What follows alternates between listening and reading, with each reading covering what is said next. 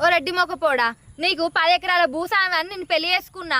దీన్ని పెళ్లి చేసుకుంటే దీని పిల్లలు అయితే లేరని నన్ను చేసుకున్నావు. ఇద్దరు పోరాయాలని కంటివి, వాళ్ళని సాతగా కాష్టాల వారేసినావు. నాకంటే వంటలేవు, గాళ్ళకన్నా కొనాలే కదరా. నీ ముఖానికి ఎన్నడన్నా పట్టు చీర కొన్నావురా నువ్వు?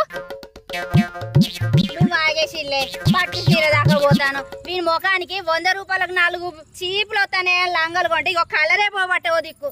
ఏం కొన్న ముఖం అయింది? ఇద్దరు పెళ్ళాలని చేసుకొని మమ్మల్ని బౌజాస్తాండి. ఇక ఏం కలరో ఏమో, ఏ లంగలో మొత్తం చినిగిపోయిన లంగలు వేసుకున్నాను తిరుగుడు అవుతుంది. ఈ లంగలనే చూస్తే నీ పాప అనిపిస్తలేదేమ్రా? అవునే, పెళ్ళైన కొత్తలు ఎట్లున్నవే, బాగా జోరు మాట్లాడుతున్నావు. పొద్దుగల సాయి తాగితే కారీలు కావాలంటావు, తోసులు కావాలంటావు, బిస్కెట్లు కావాలంటావు. గట్లా తినంటే గిట్ల అయినవా?